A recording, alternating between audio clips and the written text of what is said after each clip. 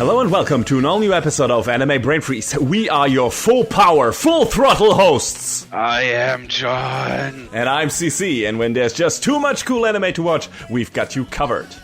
In our season finale, we will re-dive into the world of Princess Connect and talk about all the tasty adventures of its second outing. And after that, we will return to the war-torn world of Attack on Titan for one final time to see how it all ends. And of course, last but not least, we will name our picks for best anime of the season. Care to join the battlefield? Then don't pause the pod. We'll be right back. Yeah, Princess Connect came back for another season. I feel a little bad because I want to actually read through the in-game story to have some comparison points like I did when I talked briefly about Phantasy Star Online 2 episode Oracle back in whenever that was. I don't remember exactly when that aired. It's been a while. I want to say was it 2018 maybe? I'd have to look at our episode order. It had to have been after the game launched in the West, so I think it was 2019. Let's go with talk out my butt then. Let's go with that. Yes, I mean we're both good at that. Let's be honest. Okay, it was 2019. Boom. Ha! Accidental parry, accidental correct assumption of a date of an anime. Oh my god, I feel so called out. For context, we were just talking about a hard drive article that I feel particularly called out on. How bad am I at fighting games? But yeah, so this was... I feel like to be expected from where they sort of left off, because there was definitely unfinished business for our titular lost princess Pecorine, and all of the shenanigans that the Gourmet Guild got into once again. It's sort of strange because as far as I know from what I've gleaned from the game's story, kind of go in a little bit of a roundabout manner to get to the end point of where like the first year and a half or so of where the game actually gets to, because they also intersperse throughout the show side stories like the guild stories and event stories. So there's a little bit of supplemental stuff in there, because I feel like if they took a straight shot to the end point of this arc, as it were, you'd probably get there a little too quickly, which is fine. Yes. Because we have a lot of fun stuff going on all throughout. Like, as we alluded to in the episode preview, those stupid derpy wolves are, of course, back. Yes, my favorite boys. The best boys. I love so much that they're kind of talking. I mean, they're not saying full sentences, but they're saying stuff like "oh no," or "yabai" or whatever. It's really funny. And Yuki, why would you trust him? Because Yuki's not smart. He's a good boy, but he's not smart. Well, he's naive, but yeah, also not smart, I guess. The naivete and not smartness extends to the gang getting into trouble on this remote island and start eating the, wild monster meat, because I'm sure it's safe to eat. It's not safe to eat. We have, favorite moments of rainbow vomit and characters passed out on the ground. It lends to some very good reaction faces, which I feel like this show excels at. I think probably the MVP here is Carol, I would say.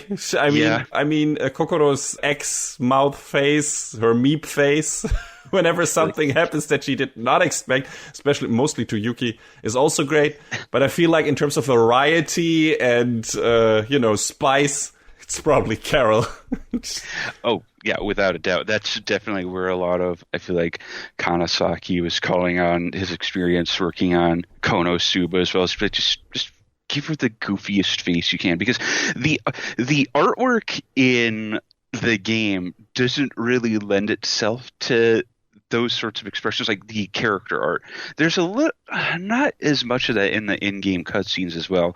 It should also be noted, I don't remember if I pointed this out last time, the in-game cutscenes are done by Wit Studio. Interesting. Okay. So they all look incredible, but I kind of like the way the characters are portrayed in the anime a little bit better, because it feels like they're getting a little more flexibility to give them different expressions and do all sorts of other stuff with that, because they kind of stick pretty hard to the script with the character designs in game. Which again, not to say they look bad, because they don't. But it feels a bit more in the TV series. It feels a bit more loose and lends itself better to the comedic moments, probably. Yeah, I noticed in a couple of episodes that the character designs were a little different, and that's because they had some other people doing some storyboarding. Like in particular, I think one of the early ones on that you and I both were big fans of was episode 4. Mm-hmm. Where there's this creature that don't really know much about, called Metamo Regnant, that may or may not be on the prowl, and it leads to one of the characters, Kasumi, having this like clone made of herself. Mm-hmm. And it's Kiri. Yeah, Kiri. Which is, again, also a plot point in one of the side stories. And that leads to this battle against this giant golem. And there are these amazing tracking shots and just a whole bunch of characters running up the arms and legs of this huge, like absolutely massive golem. And my God. Yeah, when that show goes all out, it's a sight to behold. It's just amazing. Like, I feel like episode 4 is the high point, and the one after that probably the final episode, or the final 2 episodes, I guess. There's most of the other shit happening, some cool one-on-one fights, but also effect spectacle and everything. So that's definitely when the shows, at least in terms of battle animation and everything, looks the best. But I think 4 probably overall is just the high point animation-wise, because there's just so many crazy shots in there. And like, holy fucking shit, this looks so good. And Cygames is it Cygames Studios, or what is that studio even called? I believe their internal production crew is Cygames Pictures, yes. Cygames Pictures, okay. They're doing a thing that I really like in terms of CG, where there's like, they use it very sparsely and only for very certain things in a very effective way. There are some studios that just don't do that. And we will talk about that in a coming sneak peek, let me tell you. But this one, like, they use it usually for far distance shots, like when the characters are very small, for maybe some crowd shots, and then of course for certain monsters or characters in armor or stuff like that. And when they want to enhance the tracking shots and stuff like that. Similarly, how Attack on Titan partially did it with some of the Titans, and how they use the camera and that. And like, there was one character in particular that was full CG. Yes, but only for certain reasons, and I think it made more sense. It was probably easier to handle because only of that. when she's in armor. Yeah, so that makes sense, and it's not bad. Like, it's decent CG, and she mostly wears her armor when she's in battle, so also doesn't look bad. And aside from that, usually they kind of do it like Ufotable. They use it for scenes where the characters are a bit farther away, and you don't immediately recognize that there might be some. You have to look closely to be sure that it's CG. And I think that's the correct way to do it. And of course, they're using it to enhance the tracking shots and stuff like that. That's why episode 4 looks so good, because I think the environments are partially CG in those shots. And it's good stuff. They know what they're doing. Like, they got super capable people on their staff who like maximize all the tools that they have at their disposal. So yeah, I mean, visual wise, this show is not only like the animation quality in the fights, it's also just like what stuck out in the first season, that first of all, it's a super colorful show. Like, the color palette is great. It's super varied. There's, some more muted tones when it's more serious scenes or stuff like that. There's a lot of stuff done with light sources, and, overall it's just a very colorful, poppy show. And then you have great facial animations for the characters. There's a lot of emotion put into that, right? A lot of characters are crying in the show. Yeah. A lot of characters, are having, like we said, these great comedic reactions, and also, very Girls being cute, of course. But also there's just so much happening with these character faces and so much effort put into that. So it's great. The shading, the different environments and everything just looks so good. And I'm like, man, what the hell? It definitely stays true to the spirit of the game, in that the game is also very bright and colorful. Like, that's not to say I'm throwing shade on anything else that Cygames has done. Like, Grand Blue is obviously their big heavy hitter, but Grand Blue color wise is a lot more muted in comparison, both in the show and in the game. And then you look at something like Uma Musume, and it's like, here's your rainbow, here's your other rainbow. Yeah, absolutely. Rainbow absolutely describes it. Not only the vomit, but the show in general. It's very appropriate. So I mean, the character of Pecorine is kind of rainbowy. I mean, the cool thing is there's a plot reason for that, right? That's the thing. That's for most of the characters, where it's like, yeah, they behave a certain way, but also once you know more about them, it absolutely makes sense, especially in this. When it comes to Pecorine, which we already dove into in the first season. Like, the first season was just in terms of actual plot progression, there was not that much in it. I feel like they backloaded the season with it, like the last 2 episodes. Yeah. Kind of, that was it. There were like hints at certain things. A lot of the stuff in the first season, more so than the second season, was guild stories and event stories and whatnot. So yeah, mainly it was just kind of, yeah. But it was more like filling out the world, but you don't have to know everyone, even though the game has over 100 characters. There's a lot. You don't need to know all of them. They don't need to all be present, which I appreciated. There's characters that do show up and have quick flashes as you're going through the in-game story, but you don't get to know who they are until later on for reasons. Like in the first chapter of the game, you see this mysterious girl in a hood, and she's got a huge sword, and you don't know who she is, and she's not at all in the show because she doesn't need to be. I feel like, I mean, that's good, because I guess that was one of my holdups with the show. It's just there's so many goddamn characters already, John. Like, I know, dude. I just right now, if you were to play the game, the global client, I think you could get.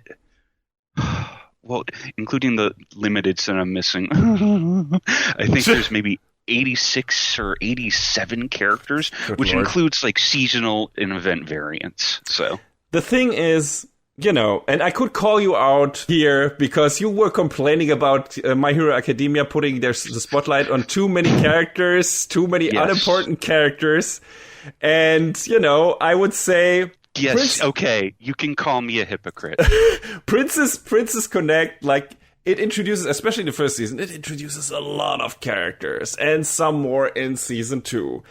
But it's important. It's true. The Gourmet Guild. Yes, that's true. Right? Like, okay. And I guess you could say the same with My Hero in 1A, but they go out of their way to avoid 1A. That's true. I would say yes, in the Princess Connect, the focus is more definitely on our main crew, and that's nice, and that's good. Weirdly enough, not on our ostensible main character. Well, but, I mean, he's also player point of view, self-insert. Yes, we get to that. But there's so many characters, and I feel like if you know them, if you actually pay attention, the show is enriched by that, because especially in the back half of this season, I felt like the show kind of expected me to remember who a lot of the characters were from this season and from season 1 that got introduced very quickly. Like, in every new episode, you get like kind of introduced to 2 to 3 new characters. Or, that happened in the first season and they bring them back, but I didn't remember them because I didn't get to rewatch the first season. If you're watching this show, I would say definitely watch the first and second season back to back, because the final parts of the second season have like these big kind of pop off fuck yeah moments, a lot of them. And a bunch of them like rely on you knowing who these characters are that suddenly appear on screen and do some awesome shit. But I didn't remember half of them. I was like, wait, who was that? Who was that samurai girl? What? It's cool what she's doing, but I don't remember who that is. So that... I don't think Ruko was in the first season. They introduced the rest of Twilight Caravan, but not her. Okay, well, then that's more problematic, I guess. But the show acted like I was supposed to know her and cheer. And I was like, I don't... Who is that? Well, I have a simple solution to your problem. No, I'm not playing the game, John. I tried. But yeah, I mean, we do get like little peeks at all of the characters, and I feel like the ones that they want you to focus, obviously the ones they want you to focus on most are Pecorine, Carol, Kokoro, Yuki. Yes, definitely. And then you got a couple of more important side characters, right? You have Fake Luciana is very important. La Barista. Ameth is slightly important because she has a hand in all of this. True, she has a hand in, but she rarely appears. She's like in 2 or 3 scenes in this season, I think. But yeah, she's, I guess, important in terms of when it comes to plot machinations. Who else do we have? Uni, maybe?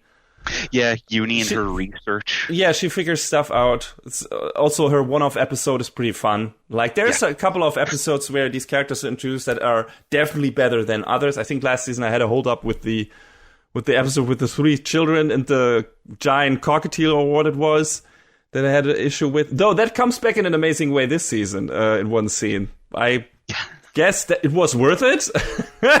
but it's all circular. Yeah, but the uni episode was good. I feel like the episode with Kasumi, the detective girl, was good because that was episode 4. But also in general it was, a bit more intriguing than others. There was another one that felt like a one-off, but was a lot of fun too this season. I forgot which that was. I don't know, there were a couple. I know I laughed at the scene where Yuki burns the porn magazines of that one lady. Man, somehow I forgot that. He doesn't abide by porn. I mean, dude, just relax.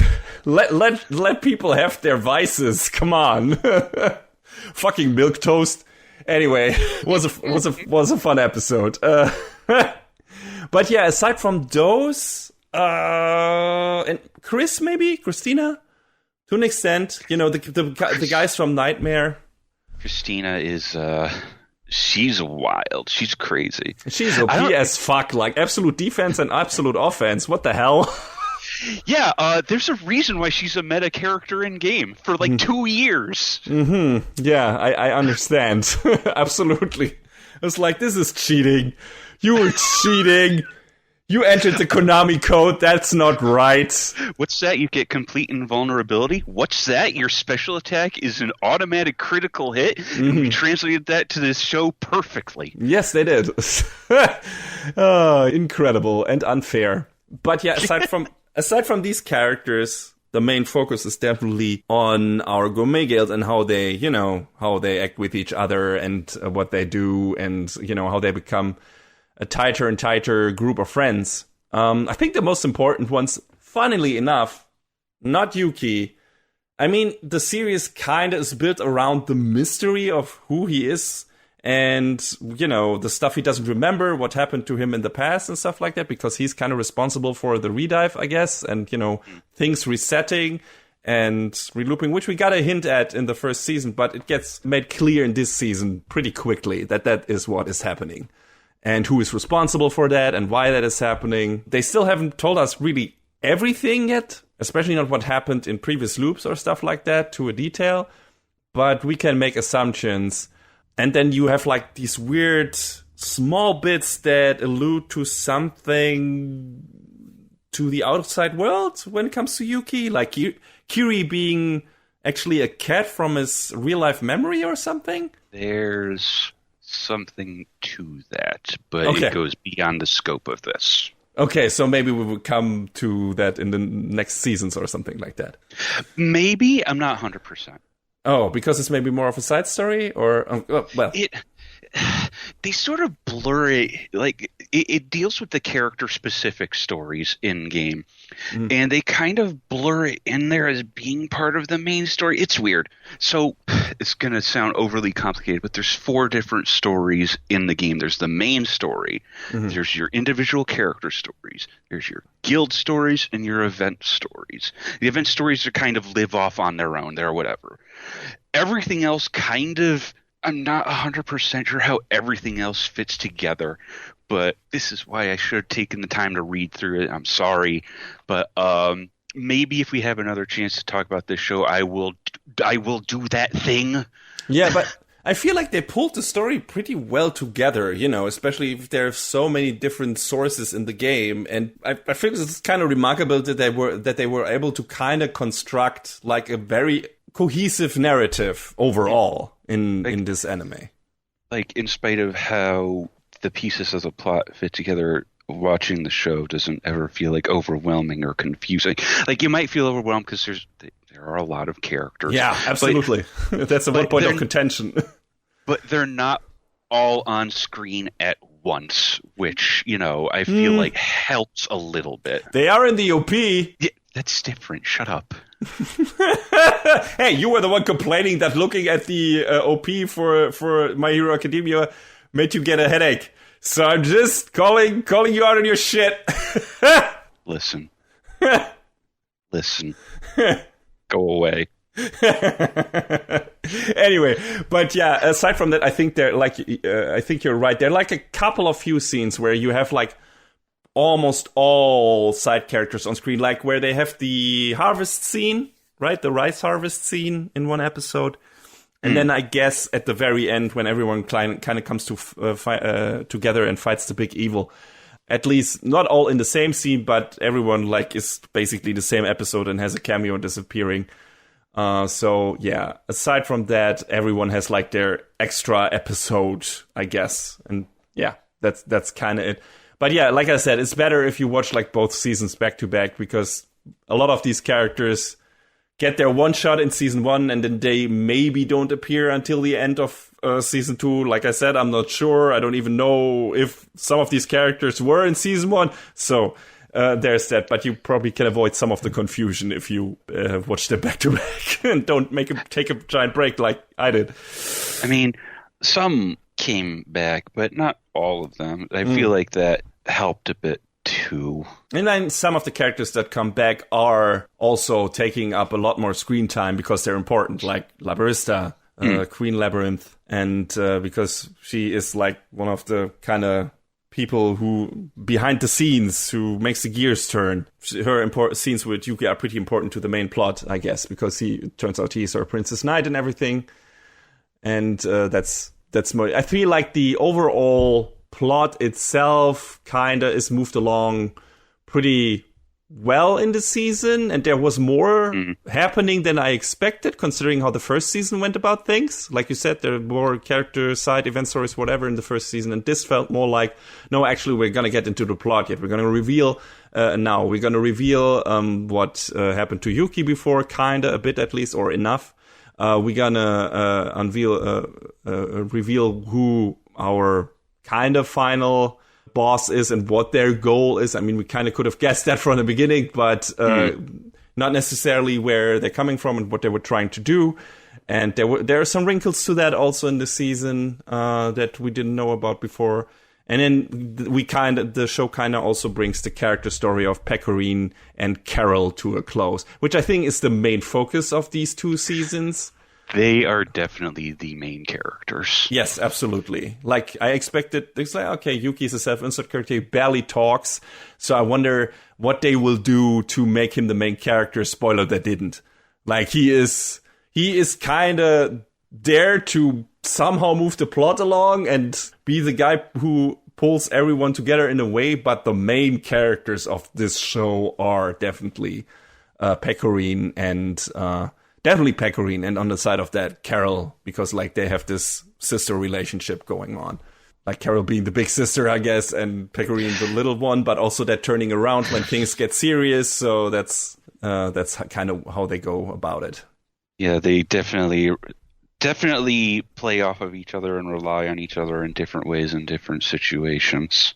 Mm-hmm. One little side story that I remember. I thought it was kind of remarkable that they told like this complete little side story in one of the episodes in the course of like 20 seconds with that Skeleton King. I think that was, episode 3 was that, where they face like these skeletons and they flash back to one of them wearing a crown and how it came to be the skeleton. It's like the super sad backstory of the guy. It was pretty great. And I wonder if that was a more elaborate thing in the game, but maybe you don't know.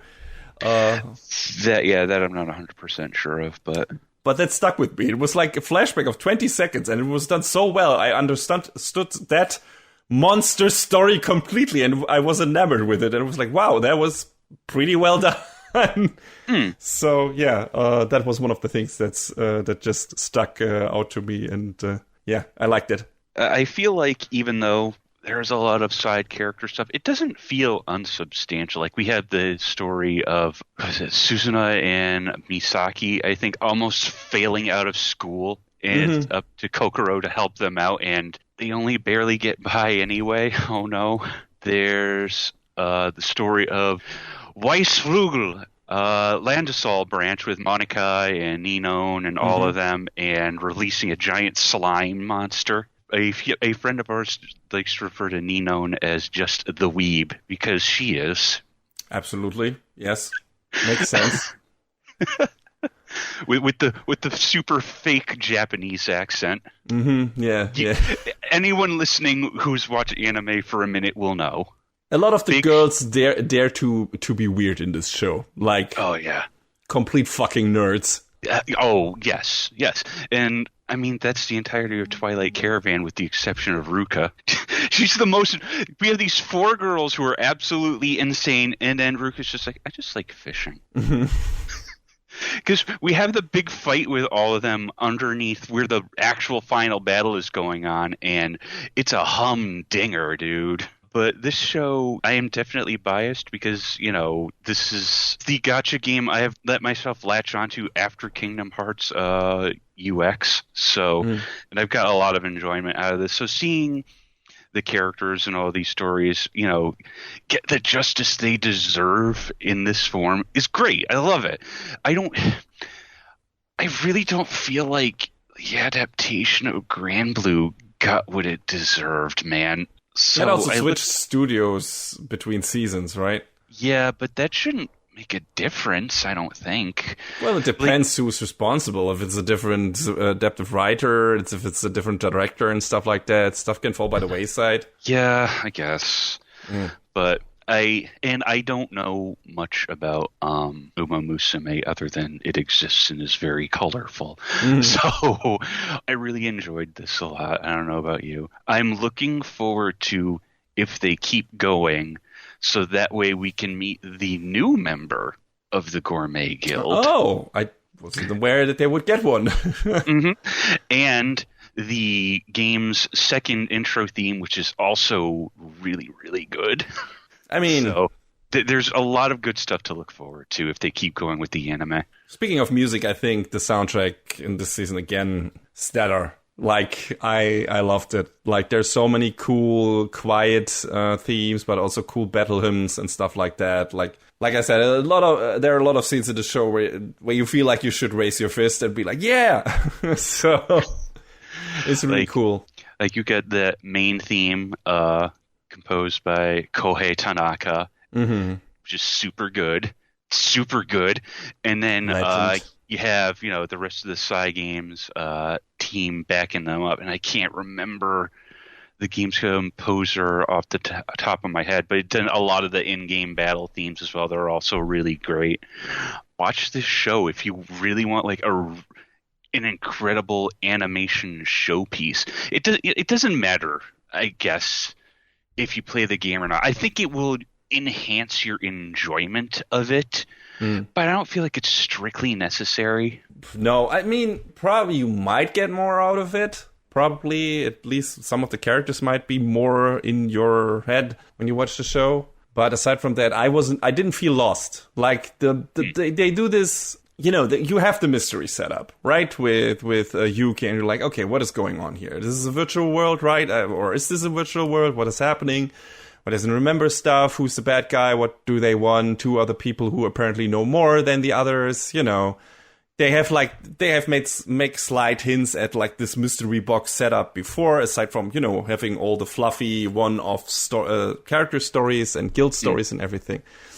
But like I said, mostly at the end of the previous season. But in episode 4 of this season, like they go all in and they lay a lot of it on the table, and then gets kind of breadcrumb fed to you over the next couple of episodes until they do the next big reveal in the final set of episodes. And it kind of all makes sense. We don't know everything yet. There's some stuff where it's like, okay, there's some character names mentioned and, some factions mentioned, and we haven't met all of these characters. Like this, what they called the 7 Crowns. Yeah. Or Crown 7 or whatever, right? We have met some characters of the... We've met, I think, 1 or 2 of the 7 Crowns in the show. I thought we met 4. Was it 4? I thought it was... Maybe I'm wrong. Is it Labarista, then the one that had her body, or her real body, other body, whatever, frozen, and was controlled by Mana for a while? Forgot her name, something with M, Mega, whatever. Metamo Regnant? Maybe, yeah. Maybe I don't know if she was of the 7 Crowns, but I felt like those were like the strong characters that all appeared and knew more in this season than they should. And one of the other one is Christina. I think she's also one of the 7 Crowns. Regis, whatever she's her code name is. And I think the final one was Mana. Yeah, you're right. We have fake Justinia. 4 of them. Yeah. So we're missing 3. In the game, in the Japanese version anyway, 6 of them are known. We don't know who the 7th is. Yeah, and we also don't know who everyone's Princess Knight is, right? Right. Yuki is Labarista's and Carol is Mana's. But that's kind of it. We don't know who else might be out there and might be working for the other ones. So that's interesting. I think plot-wise, that's kind of it. Aside from that, this is mostly focused on, hey, here's Pecorine.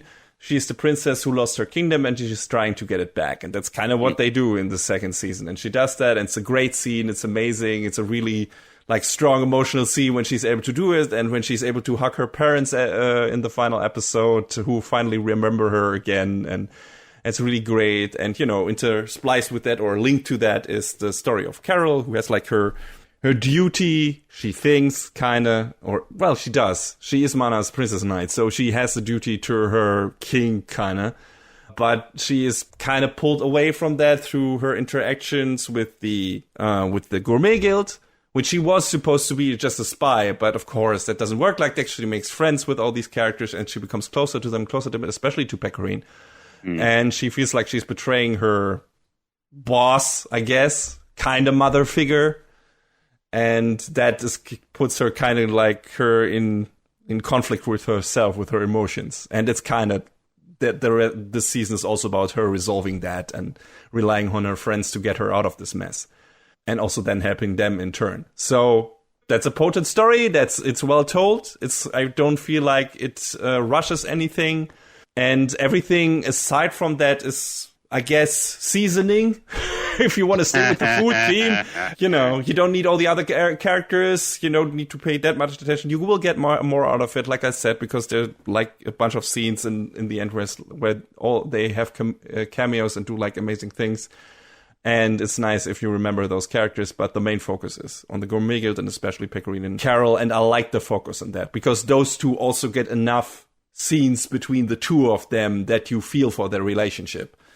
And yeah, that's nice. I was happy that the stuff was focused enough to keep me engaged and not being completely lost in all the other stuff that happens partially, right? Just, they could have done a worse job when it's like, no, we're just going to focus on some of these characters that don't matter at all for the entirety of the time. But no, every episode, like you said, at least one of our main characters or one of our characters from the guild is in that episode and has an interaction with the characters. And then in most episodes, you also, aside from these small character stories from other guilds, you also get, these little breadcrumbs that relate to the bigger mystery that is in here. So that's good. It's a well-told story. That's definitely what makes it work. in terms of this, even though the plot in game goes in weird directions sometimes from what I had tried to read. And I feel like maybe that's what they improved on in this adaptation. Like they cut out some of the stuff that would have muddled the waters, made it harder to follow the stuff. Remember the fucking adaptation of Blaze Blue? Like, first of all, animation quality was ass, but holy shit. Also, the story didn't make any fucking sense, and right? So that's one of the worst examples how things can go. That's definitely a situation of just play the game. Yeah, exactly. And I didn't get the feeling while watching this. I didn't get the feeling like, man, this is a nice appetizer, but I really should play the game. This felt more like a self-contained, complete universe story where it's like, yeah, something happened before this that you might be able to play if you play the game, or that might be able to know more about if you played the game. But it doesn't really affect your affection for these characters, and especially for the main character story, which is Carol's and Pecorine. So that's just well done. Another show that I think manifested that well was the adaptation of the first Danganronpa game. Yeah, you missed like some pretty nice stuff on the side, but the show conveyed absolutely what it needed to, and it did it well. So I don't know if one won't be a substitute for the other, no matter what show, game, whatever we're going to talk about. But it would be, both serve as a good like stepping in point. So yeah, and I guess time wise, it's less of a time investment to watch a 13 episode show than play a 30-hour game. Exactly. So there's that, and the voice actors are giving their all and everything.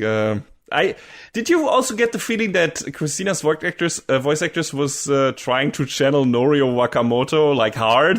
I don't know that. She, I guess a little. I mean, yeah, Chiaki Takahashi has been in many, many things. Oh my god. She was in The Idolmaster as Azusa.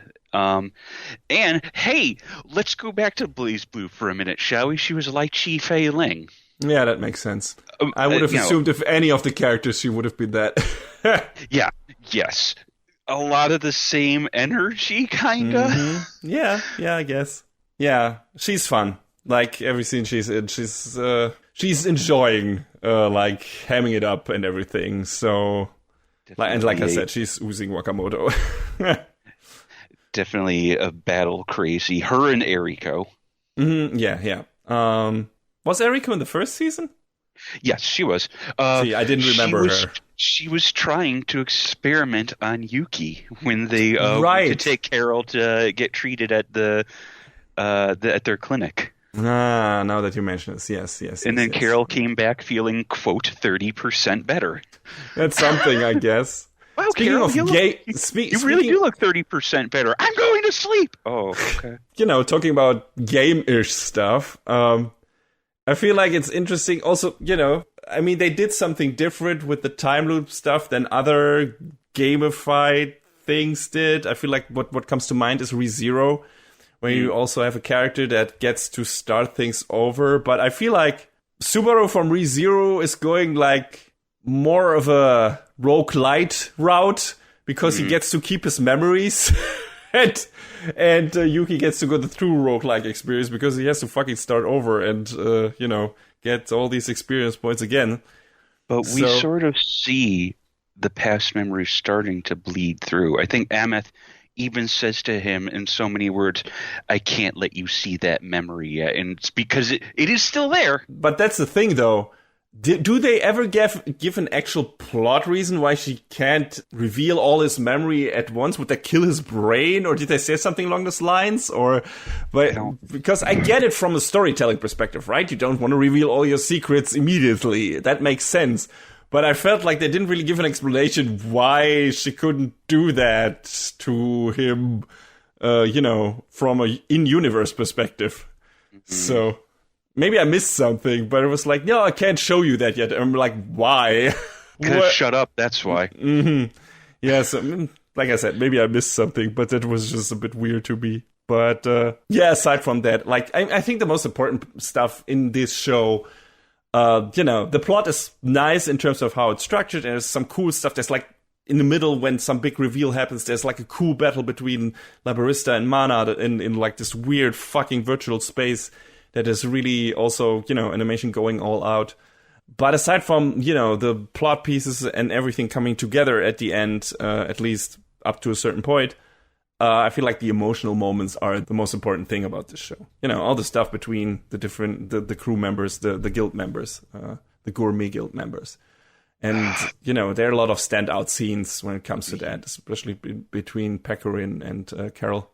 Oh, that moment they have in episode 7. Is that where she eats the onigiri together with Kokoro and is breaking into tears? Or that's the next episode, but okay. They Pecorin and Carol have a nice moment together in 7 that they both needed. Yes. Oh, I think I know which one you mean. They were both great. But also, I really like the scene where Pecorin breaks into tears while eating a rice bowl because, they harvested the rice together with all of her friends, and she was alone for so long, and now she isn't anymore, and that's, she's crying tears of joy, and it's really heartwarming. It's like a really nice, legit heartwarming scene, and I really enjoyed that. Made me feel fuzzy, warm feelings. made you catch feelings? Yes, the best disease. I think the last thing I'll say before we go out, boy, they really oversold how strong Princess Strike is. Really oversold it. Yeah, kind of, I guess. Yeah. Also, it's the only move she can do. Well, I mean, that... As far as the game goes, that's normal. Every character has their big super attack called a Union Burst. Fine, yeah. All right. But, boy, you look at this big attack and it's like, wow, Pecorin must be really strong. I have her doing maybe 8,000 damage to a boss with that attack. Meanwhile, I got Eriko around the corner hitting for 250,000 on a critical hit. And it's like, guess who has the permanent spot on the team? It's not Pecorin. She can still evolve in your party too. Who knows? Maybe she will unlock a higher damage tier. When she gets her 6th star next year, she'll be worth using. Okay. Maybe, you also need to enhance Yuki that he needs to unlock something in her. I don't fucking know. I mean, I don't know how that game works. It's weird. You would think Yuki is a playable character. He's not. I would expect him to be a support character because that's what he is in the show. He's there to send every character his energy and unlock their superpower, whatever, The only time his in-game sprite appears in battles is during, event scenes. He's not a character you can actually put on a team and use. I'm glad they changed that for the show. Also, him taking actual active part in the show, I like in that the battles, where he's not standing by and just holding out his hands and sending his energy and stuff like that. And I think we had that in other shows where the characters just did that. It's like, So yeah, I'm glad that they changed that, and I'm glad that the mom of the Afro Aniki got married at the end. Good for her. She deserves it. She deserves her happiness. All of these weird side characters, I love them so much too. Mm-hmm. God. Yeah. That's probably one for that's a upside of having so many goddamn characters. You probably will find one in there that you get super attached to. We're like, this is amazing. This is a really great character. I like the weird llama in the first season, and there were a bunch of. That is his favorite character. 100%. But yeah, and in this season there were also a couple of great ones. So I like the weird horny porn lady who was couldn't hold back. She had to sneak out of work to read all these porn mags. She couldn't help herself. Don't worry about it. It's fine. Yeah, exactly. It's fine. Just don't ruin her day, Yuki. Jesus Christ. Work is not everything. Let that lady be horny. What the hell? Anyway, I got nothing left. I like the show. I like both seasons. Like I said, I think it's a wise choice to watch them both back to back. So these characters from the first season that might reappear in the second stay in your head so that you get a bigger reward, that you get more rewarding moments when they reappear in the final battle. Aside from that, I really had nothing to complain. It's like, yeah, cool main characters, fun times, a lot of fun sides, little mini stories and everything, and fantastic production values. So yeah, if you want to have a good time, definitely watch Princess Connect. I think it's one of the best, if not the best game adaptation I've seen. Maybe aside from Street Fighter 2, the animated movie. It's definitely up there. Yeah, different genre, I know. Completely different ballpark. What about the Street Fighter Alpha movie? I haven't watched that in ages. I know it didn't have much to do with Street Fighter Alpha, but... No, it didn't. It had a lot to do with Akuma and not much else. It was weird. No, I think there was a second Alpha movie. Well, okay, maybe I'm misremembering that. There was a guy who wanted to be Akuma, basically. Oh, yeah. No, that was, I think, the first one. Like, Ryu's fake brother, Shin, or whatever. But it was weird. But like I said, I haven't watched it in a while. Back then, I didn't really love it because I expected a Street Fighter Alpha movie, and this was like a weird little story set in the Street Fighter universe more than anything else. Didn't have that many battles too, so yeah, weird movie. But whatever. This is a good one. Like, this is a good video game adaptation, I guess. Like I said, haven't played the game. But yeah, Princess Connect is a lot of fun, even for people who don't know the game, like me. And if you want some cool fantasy adventure, then absolutely watch this. Because it goes by fast. Like, the story flies by. So, yeah. And, John, you have played the game, and I assume it's a good adaptation from that perspective as well. Oh, yeah, without a doubt. If you played the game and you want to see all your favorite characters come to life on the screen, you're definitely going to check this out. But it's just so much fun.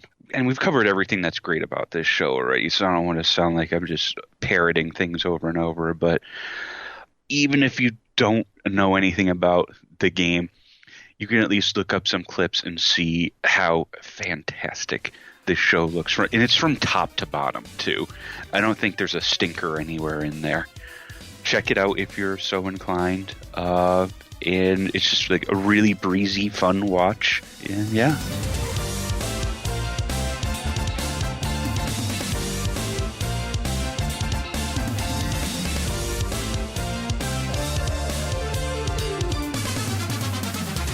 All right, here we are, the final season of Attack on Titan. Man, John, can you believe this is how they ended it? I can't believe they got all the way through to the end. It's crazy. What an ending. That was nuts. It's weird how they ended it without ending it at all. It's crazy. Like, Isayama so daring, Mappa crazy. Like, I wouldn't have expected to just leave it out there, just leave it hanging, dangling. A plus. 10 out of 10. What a troll. 10 out of 10. 5 stars. Incredible. 4 stars. Of course, we're only fucking around because opposite to what we expected, this is not the final I guess it is the final season because it's a part 2 of the final season, but we're gonna get a final season next year. I cannot wait for the final season part 4. There's not enough story left for that. God, no. If there somehow is. Maybe you're gonna do a one-off prequel, whatever shit. I don't know. But it looks like... Yeah. Watch them not end it and be like, hey, we got a movie for you. I will riot in the streets. Same, really. But not because I would be happy to get more. It would be like, no, I want this story to end because it needs to end. Not because it's bad or anything, but it's like we have waited for this for so long and I can't take this anymore. I must see how it ends and, be done with it. And I must know if this will be one of my all-time favorites or it will shit the bed on the final stretch. So, I don't know yet. Again, just like at the end of the first part of the final season. And it's like, Man, okay. Imagine being anime only. Couldn't be us. Wait. I could open a manga right now and read the rest of it, but I don't want to. I feel like I start with the anime, I'm going to end it with the fucking anime. Yeah, like I remember saying to a friend of ours, I kind of want to read ahead. And he was just like, no. We want to see your reactions. And it's like, all right, fine. Gotta wait another year for it. Oh my God. Another 6 months-ish. Well, they didn't. Did they? They said winter 2023? So probably at the end of December, start of January. Now let's see how many episodes we actually get, because the last two seasons, or two parts of the final season, had a bit of uneven episodes going. How much did the first part have? I don't even remember. Part 1 had 16. Part 2 had 12. Part 3's gonna have, who knows, because they've been going at a pace of 1 chapter per episode. So it doesn't feel like it's dragging its feet, though. I mean, some people might see it that way because, we're still not at the end. But I feel like there's mostly just integral stuff in there where it's like, yeah, okay, I get it. Or I'm glad that this is in here, and not like, I never got the feeling during this season where it was like, hey, come on, move it along, guys. It was just like, oh, okay, I get it. Now this needs to happen. Yeah, all right, that makes sense. It looks like, going off of episode/chapter names, there's 9 chapters left. So okay, 9 episodes, 8 episodes, 10, 8, somewhere in that range, depending on how many battles are in there. So we'll see. Watch them be like, screw it, it's going to be like 5. Sure, why not? We'll see. But yeah, let's talk about this season. That is not the actual final season. So where did we leave off in the previous part? So we had all this shit, the big reveals, time skip, whatever. If you want to hear more about that, listen to our previous review, because we went through the whole plot of that in detail, so we won't recount that now. But the last thing that happened was Eren unleashing, I guess, his Titan powers again and trying to get to Zeke, and the city being attacked by Marley via airships. So a big battle was being teased, and then the previous part ended. And that's kind of where we immediately pick back up again, right? I think I'm not missing anything. So a lot of moving parts happening here. And we had like this dangling thing at the end of last season where it's like, okay, what is Eren's plan actually? Like, does he want to do this thing they brought up, which had us worried with the euthanization thing that Zeke intended to do? Like, to basically use the Founding Titan's power to stop all aliens from being able to have children, to basically make them sterile, castrate them, as another character in this show puts it.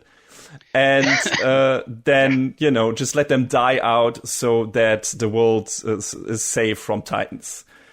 And, that's not great. That's not a great plan. And it is a plan, but... yeah, it's, one could say genocide. But there are multiple facets to genocide. There are different versions of genocide, which we get acquainted with in this season. And we'll get to that. But, so it seemed like Eren wanted to go along with that plan. So I was like, okay, I hope not. I hope he has something else in mind. And we had like this interplay between, some of the other characters, and you weren't sure where they were standing. We had Flock, our favorite character, siding with Eren and his new group, the Jaegerists, right? And then we had, the people from Marley and the people associated to them. Then we had Zeke on the one side of things, and we had our people from the Scout Regiment, kinda, our main characters, who were like torn between different factions, I guess. So I was relieved to see that Armin still has a good head on his shoulders, because if you remember from the previous season, he has like this moment where Elena tells him about the euthanization plan, and he's like, oh, that's such a noble plan and everything. It was like, that can't be real. He's fucking with her. And yes, he is. Absolute. Come on. From the moment he did that, it's like, what he's playing at. I knew. I just was happy to get, confirmation in this season. And he was still believing in Eren. He was like, no, he's not going to do that. Which... he was right about that. Some misplaced faith, though. Yeah, some misplaced faith that kind of goes into the other direction. But yeah, he expects that Eren wants to unleash the rumbling, freeing all the Titans from the wall, and basically use them as a defense force for Paradis, for at least 50 years, right? Just have them there, be the line of defense so that nobody can invade the island again. And that they're, at least for that time, safe and can figure shit out. So he expects Eren to do that.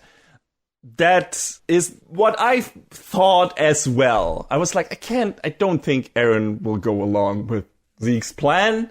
He's probably gonna do something like that. And we don't immediately get clued in on that. Like, we get caught up with some of the characters. Like, there's like this moment where I think Levi might have died. He caught the blast of the Thunder Spear that Zeke used to kill himself, which he didn't, but he was prepared to. And I was like, oh fuck, did they just kill Levi off screen? Which would be fitting kind of for Attack on Titan. Like, they have killed some characters out of nowhere that you expected had plot armor. So I wasn't like, okay, maybe. But yeah, no, he's not dead, as we learn a bit later in this season. But still, it was like, at the beginning, I was like taking it back. It's like, oh fuck, is that how they kill off Levi? Holy shit.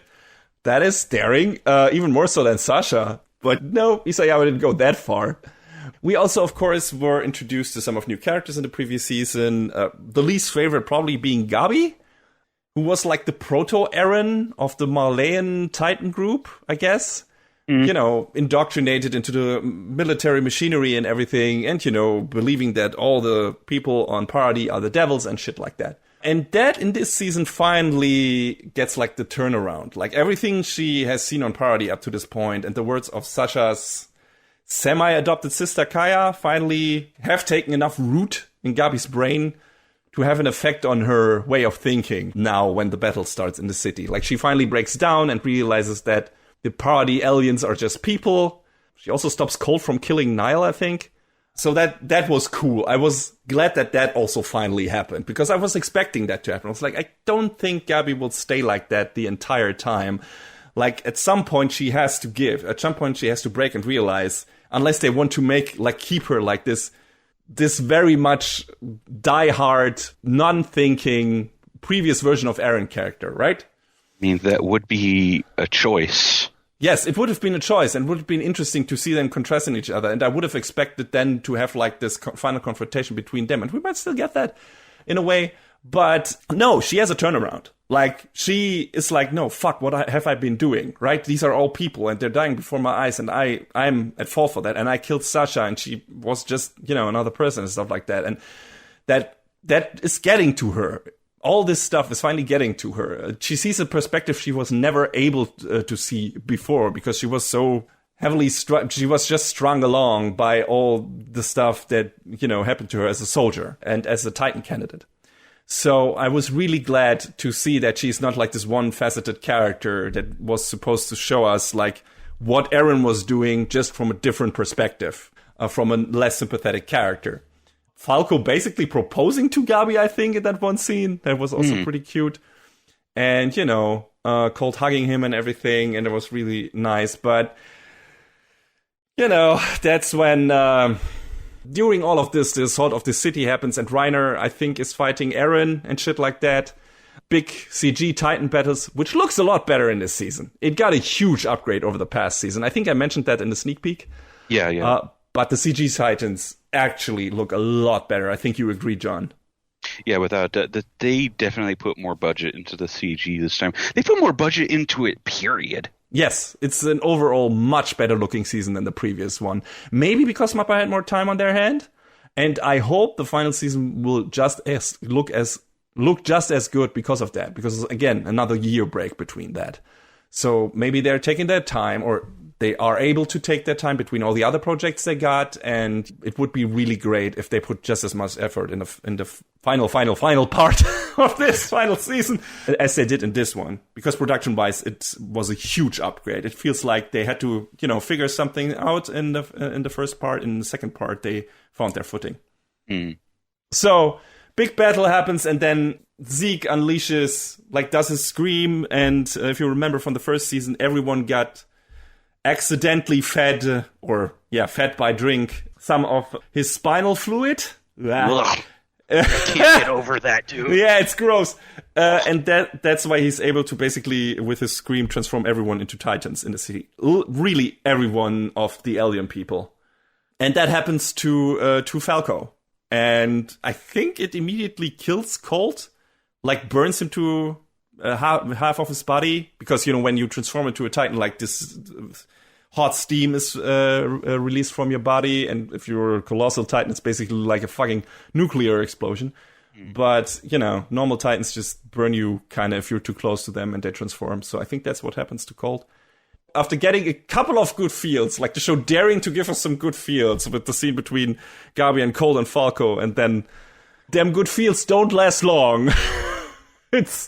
Which is, I guess, par for the core for Attack on Titan. It's pretty harsh to see that happening. And, the season turning, the atmosphere turning on a dime, like zip, and everything is turning to shit. Like, I think Colt even begs Zeke for his brother's life, like for Falco's life, like, don't do it, please. Yeah. But to no avail. And yeah, that's pretty harsh. I also hadn't realized up to this point, for some reason, that the reason Zeke uses like these baseball moves in his Titan form is because he played it with Xaver, like his adopted father figure, and who he considers his real father instead of Grisha Yeager, who, kind of kicked him to the curb. Yeah, exactly. And Xaver kind of rescued him from his misery and gave him a purpose. So I think for him, he was his real father, and that's why he does what he does, right? It was really weird when you see the Beast Titan the first time, and for some reason, first of all, that guy talked, and then he does weird fucking baseball throws, and you're like, what is happening? I remember that. Oh, no, same. I remember being like, all right, dude, but, it all came around in the end. Yes, so. They explained that, and it makes absolute sense, which is one of the things I love about the show. But yeah, then we have like Reiner is willing to let himself get eaten by Falco and die, which he has longed for a long time, as we learned in the first part of the final season. Like, he's kind of suicidal. But yeah, Galliard / Porco takes Reiner's place, and so Falco will become the next Jaw Titan, inadvertently. So that's that. But Eren, who's still trying to reach Zeke at this point, gets his head taken clean off by Gabi with a shot. That was a very surprising scene. I was like, what the fuck? Which is accompanied by this neat 3D diorama shot, which we haven't seen something like that in the show before, where they zoom out, or they zoom through the entire city, and then around these characters, I think, if I remember correctly. Which was I don't know if it was full CG, but at least most of it was. There's a bit too much aliasing, I think, in it, but it's a pretty cool idea. It's what is like a unique visual sting in this show that I hadn't seen before from Attack on Titan. I was like, oh, that's neat that you decided to do that. And then, yeah, Zeke, I think catches Eren's head, and then weird shit happens. They both this way make contact with the coordinate and the founder Ymir. Not our Ymir from the previous seasons that we got to know, but the original one. The original inhibitor of the Titan powers, the mother to all Titans, kind of. They're in this kind of mind space, right? Or ethereal plane, something like that. I think in one of the ad break title cards, it says the coordinate is a place where all paths intersect. Their time is both instant and infinite. Yeah. So it's like this weird space out of time where all the characters who have Titan powers can, in one way or another, maybe go if they're connection to the founding Titan, and I guess talk to their god or the mother of all of them, their progenitor, whatever. But yeah, Zeke asks Eren to grab the power of the founder and execute his Eldian euthanization plan by sterilizing all of them. And at that point, Eren does exactly what I, at least to some extent, hoped he would do, throw this notion right into his brother's face. Oh, you knew that was coming, though. Yes.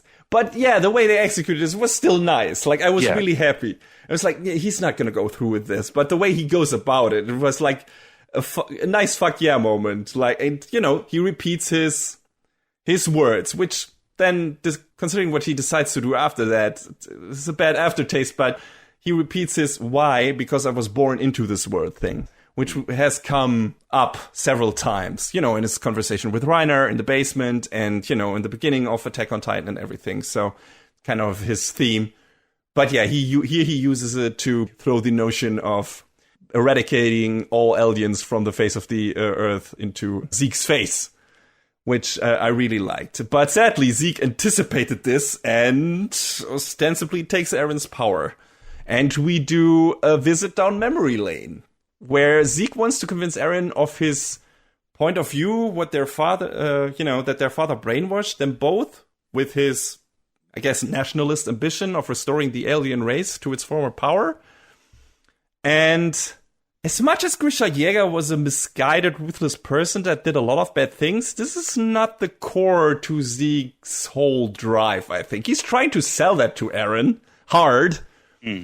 Like, he might truly believe that he is doing all this to save the aliens and the world from the never-ending, vicious cycle of hate, violence, and death, which is one of the main themes of the show now. But the root of that belief and motivation is grounded in the simple, seething hatred of his father for abusing and abandoning him, I think.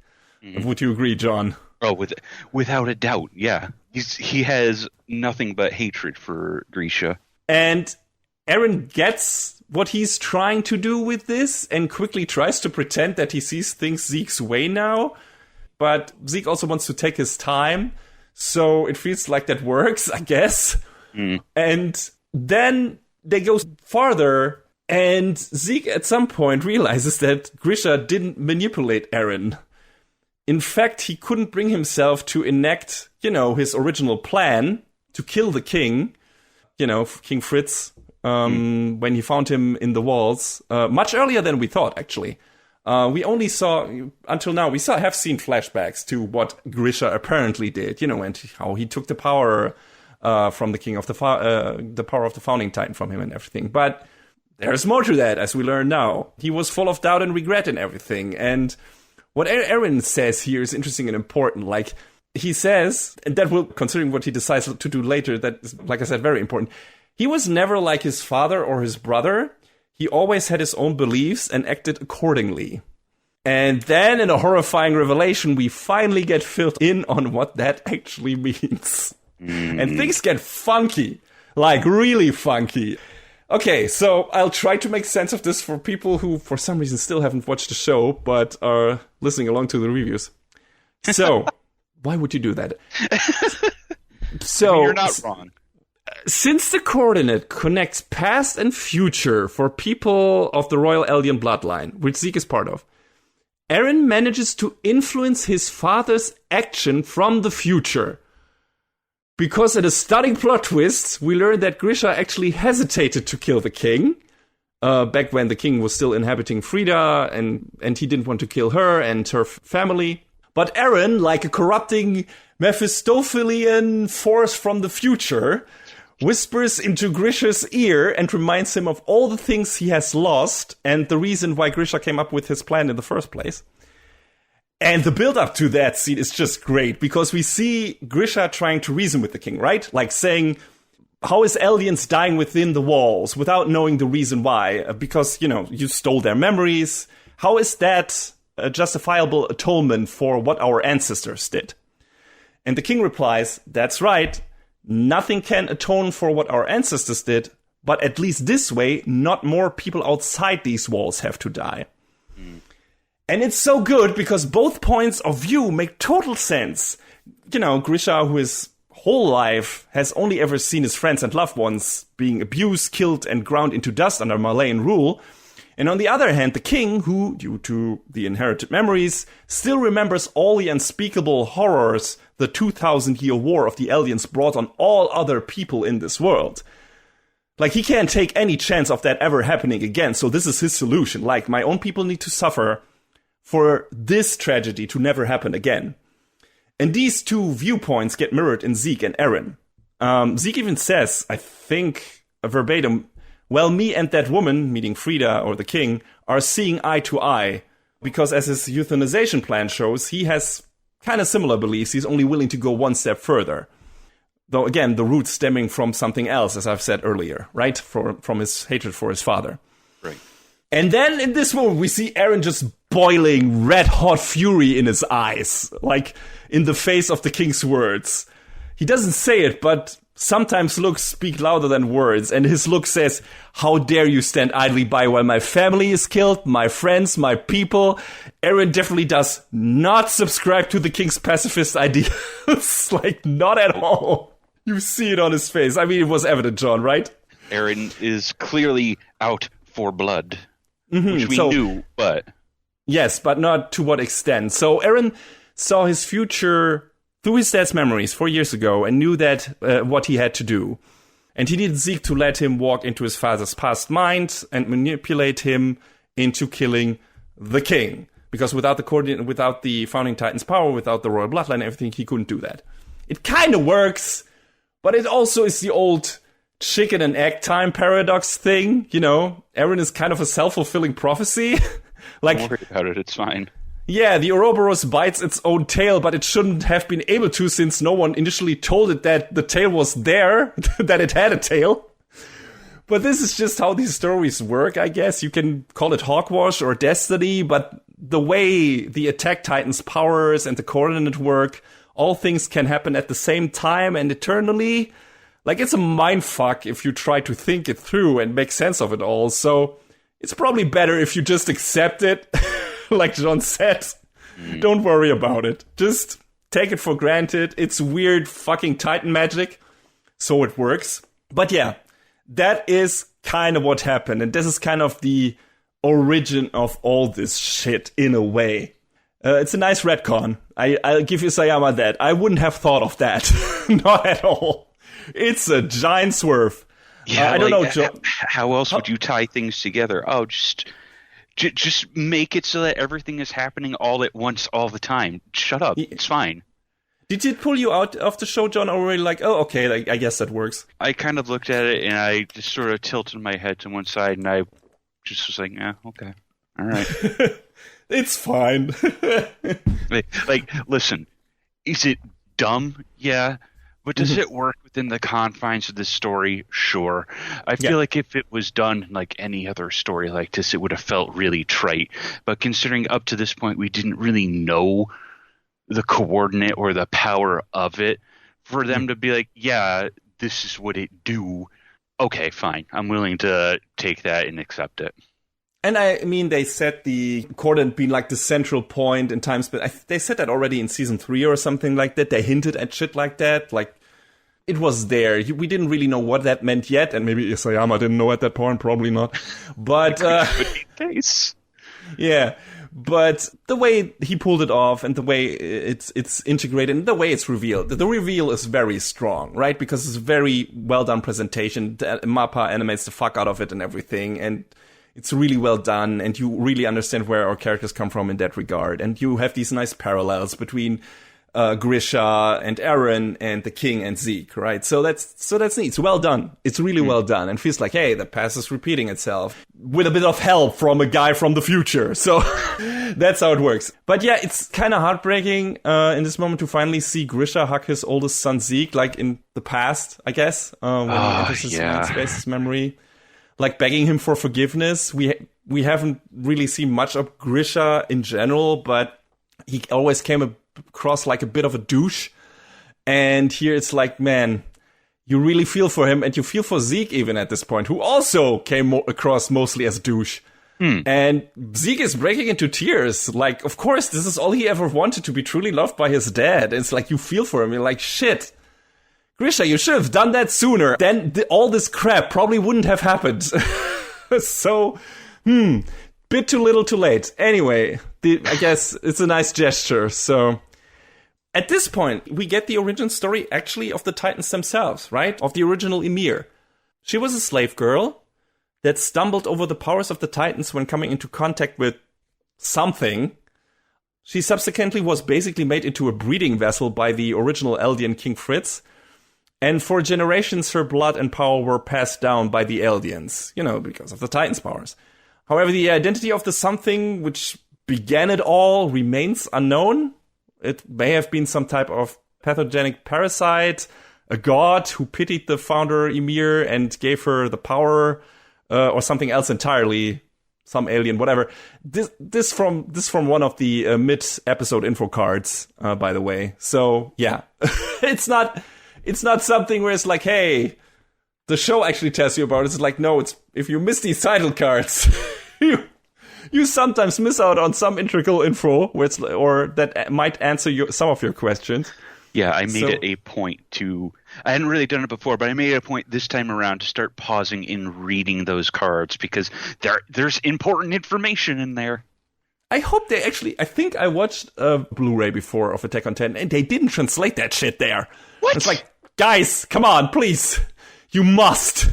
I wonder... Because, oh, God, I hope Funimation translated them on their Blu-rays. Yes. So some of that stuff is important. Otherwise, you have to do Wikipedia. I mean, it's not completely integral. You get most of Ymir's story out of the episode itself. But it's really nice to have this additional information, like of this, it doesn't really reveal anything about that force that gave her actually that power. But it's still nice that they actually put thought into that. And we're like, oh yeah, that it could have been that, it could have been that. We thought about it, but it's not clear. It might be random. It might have been an act of random misguided kindness or whatever. But yeah, that's how it happened. By the way, John, do you remember the names of Ymir's first 3 daughters? Oh, God. I don't. Rose, Sina, and Maria. Sound familiar? Little bit. Isayama, you sly bastard. Another nice retcon, I assume. But yeah, I love that. I thought it was great. I was like, oh, god damn it. It was one of those literal god damn it moments in the show. And yeah, good stuff. But yeah, Eren convinces the remnant of Ymir's past self, like toiling away in the coordinate, to give her the power to end this world. He says that he believes that is why she called him here from 2,000 years ago. That's how he interprets her will. Because she doesn't tell him exactly. He just looks into her eyes and is like, yeah, I think that's what you want to do. You just want to take it out on the world because you had to suffer so much. Maybe that's what she wanted to do, but I don't think the show makes it clear one way or another. John, do I misremember? Not really, no. Okay, so it might just be wishful thinking on Eren's side of things and him putting words into her mouth. Or her mind, I guess, whatever. So... Finally, Eren, what the OP has been hinting at, because that's also named The Rumbling, which is amazing, by the way. It's one of those OPs I've not skipped this season. I really liked My War, the previous yes, OP, but the first time The Rumbling hit, it was like, oh, let's go. Mm-hmm. Yes. I'm coming for you. Yeah. Yeah. He definitely did. But yeah, Eren initiates the rumbling and intends to use all the Titans from the wall to not defend the island. Well, kinda, but in a different way. Not speaking. Yeah. He wants to destroy the entire world beyond Paradise shores. Because according to him, alien people are safe nowhere on this planet, so he'd rather destroy anyone else on it. I mean, you're only partially right, my dude. Yes. Like, he has long decided that the only one he cares about are his family and friends, fuck everyone else, and especially the people who threaten the only thing he loves. So, that's his solution.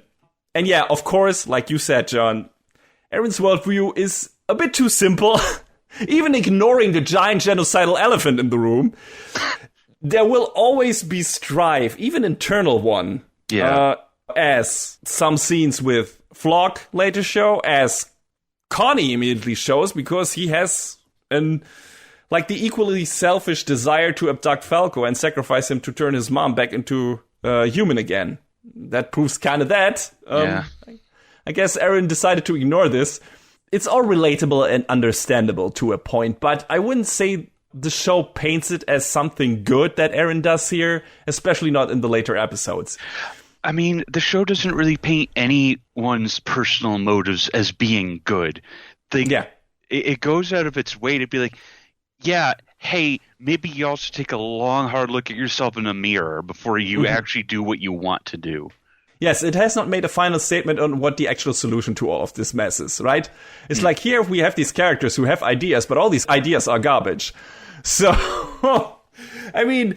one who might come up with a solution the most might be Armin or Hanji or someone like that, but we're not there yet. In a later scene, at least Armin says just destroying everything outside the wall will not make the power struggle go away. Like, everyone will try to get their hand on the Titan bearers, and another version of the 2,000-year Titan War will be happening again, just on a smaller scale, as a civil war on the island.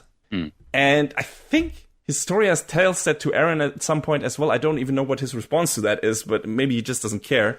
Or the lady from the same family that Mikasa is of. You know, the people who have the plane, or flying boat as they call it. She says that to Flock. And I think his response was kind of nonchalant. It was like, yeah, well, that's how it is then. But at least the other assholes are going like, Jesus Christ, you are such a piece of shit, Flock.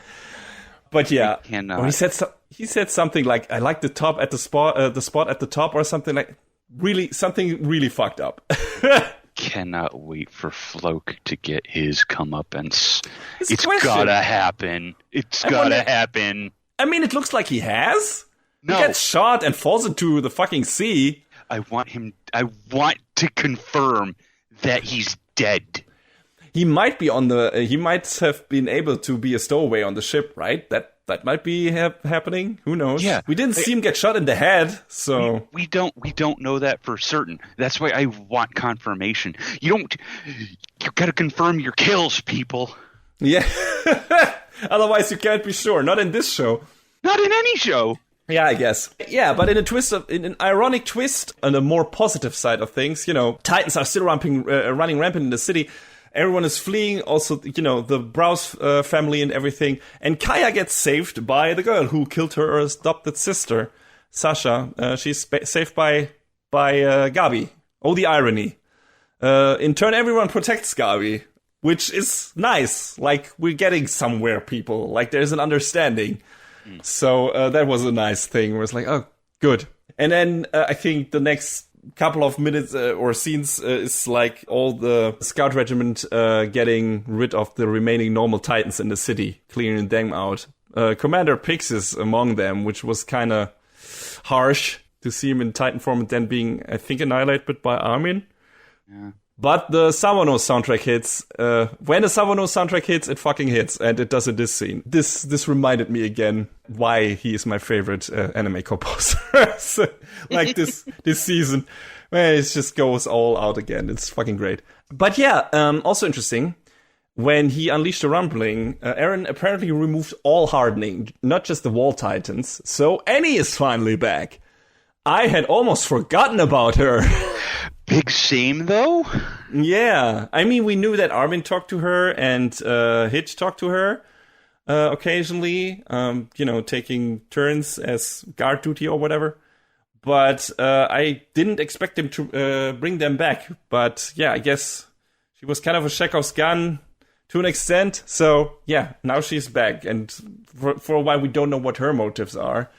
The fact that she comes out of her shell and is like, I heard all the stupid garbage you guys were talking about, and it's like, oh, okay. Yeah, this episode has something really, well, I mean, we have seen that in a way before, but I guess never so on point. You know, Eren unleashed the rumbling, and there are, of course, as a result from that, there are deaths on both sides. Like people getting trampled or buried by collapsing buildings or burnt or whatever, right? There's a lot of collateral damage. People losing their homes, their children, whatever. But we have like this scene where like a bunch of aliens like cry about them, complain, but a lot of other aliens think that these are sacrifices needed to save all of the aliens, or rather revive the alien empire, I guess. Even shouting the dedicate your heart propaganda, which had a completely different tone to it in previous seasons, right? In previous seasons, it was used to be like to rally up the troops and be like, oh, fuck, fight the Titans. And now here, it finally got to its true meaning, right? It's like, no, this is fucking military propaganda shit, and it's taking root now, and it's nationalist propaganda, and it's just trying to motivate people to do bad shit, and rallying them behind a bad purpose, like drowning out even the cries of their own people who lost children through Eren's actions. And I feel like the series has again and again thrown indictments at people in the show and outside of it, considering maybe Japanese history, right? That are willing to feed the machinery of war with the blood of children, or young people at least. But rarely as searing as in this scene, I think. Just showing the people just, fuck your kids, glory to the Eldian Empire, dedicate your heart, and Hitch just looking at this and being like, oh, fuck. Attack on Titan is not subtle, but I'm always glad when Isayama makes a clear statement in the show, and it's not only like, hey, here are these characters with the different viewpoints, and make up your own mind about this. And I feel like here it's absolutely like, wow, look at what you're saying. Like you said before, take a good long look at yourself and look what you are doing, what you're saying. Kind of reminds me of a song from a famous German folk songwriter by the name of Reinhard May, who is staunchly anti-war and anti-military. And he has a song called No, I Will Never Give My Sons. Oh. I am just quoting some lyrics here because I think it is condemning the same attitude that Isayama is, I think, trying to condemn here. At least that's how I read it. One is, you will not corrupt them with hate. No goal or target, no honor, no duty is worth killing and dying for. Another one, they will not march in rank and file, not be your cannon fodder, not stand their ground and fight till the last man. They will not freeze to death on a godforsaken battlefield while you sit on a comfy pillow. And finally, I'll rather flee with them than let them become your dogs of war. I'd rather escape to a land far away in poverty like thieves in the night. I will not give my sons, I will not give my sons. So this is a bit closer to the pacifist view Isayama was trying to convey with Fritz at some point. It also relates to Annie's backstory, considering her father realizes way too late what he was doing to his adopted daughter and himself by turning her into War Machine, which we learn kind of in this episode as well. Because even Hitch didn't ask her to, and he kind of tells her whole backstory. But I think with Eren and some other characters, Isayama is trying to pose a counter-argument as well. What if you have already run to the end of the world? And what if war still follows you? What if it isn't necessarily about protecting your birthplace anymore, although that is also important to Eren? What if it isn't about bringing glory to your government, although, like we've seen in exactly this scene, some aliens are definitely all too easily swayed in that direction. That also counts for Flock. What if it is ultimately about pure survival? Will you then be willing to take up arms and fight and kill, or will you just stick to your beliefs and let invaders kill you instead and subjugate you? Your sons will die either way in that scenario. It's such an interesting discussion, and I'm still anxious to see what Isayama ultimately will declare as his own view on the matter, if he does at all.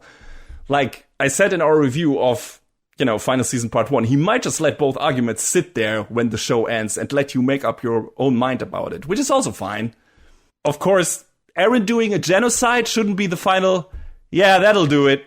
But I don't think it will be, so doesn't feel like the show is going there, or do you think that is where we're going with this? We've had so many swerves up to this point that I don't think that's Eren's aim. I don't know what his aim is, but I don't think it's that.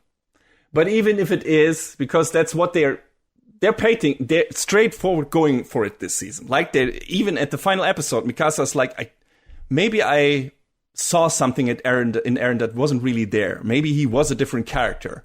And I wanted him to be a certain character. I wanted him to be a certain person. I wanted him to see it that way, but maybe he wasn't that. He had his own beliefs, and that's what he said in the flashback with Zeke. I have my own beliefs, I have my own grudges and everything, my own things I'm dedicated to, and maybe this is always who I was. So I wonder if that's just a front, or if he actually is just trying to pose himself as the villain, so he can be the bigger evil that the others can defeat, and then there will be peace, because all the nations have to make peace to defeat that one dude, right? That could be. I'm not 100% convinced, though. Could be his plan. But right now, the way the show paints it, it feels like, no, he's a clear-cut villain at this point, because he is just so bound to his past. He's the man that lost his mom to this war. And that's all he can see. That's how the final episode ends. It's him repeating, I will destroy this world. And the one memory we see of his is when his mom gets eaten by a titan. So that's all he really deep down thinks about. He might say it's for the greater good of his people and everything, but it's ultimately his family, his friends got hurt. He got hurt. And he is still taking revenge for that. It's nothing really noble about it. And I wonder if they might, like you said, maybe do another swerve and make it turn around and really, he might be like, yeah, I'm also one of the evils. And that's one of the things, another character, I think one of the Browse family says earlier, there's a devil in all of us, right? Which describes humanity very well.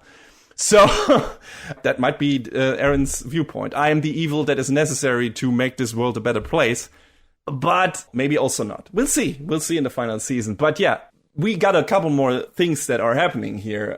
It's heartbreaking to see Armin decide for himself that it was wrong to save his life instead of Erwin's, which he says like in a conversation with Mikasa. I was like, man, no, dude. You're one of the few level-headed people with the necessary moral compass to maybe turn this shit show around. I mean, I can understand why he has a lack of self-confidence now, but still, it's, and he went through a lot. But I don't think Erwin would have done a better job at, making the right decisions. He was one of the people who was doing the, dedicate your heart thing and rallying the troops and everything. Maybe for a different purpose. And maybe if he learned more about the outside world, he would have changed into a different character.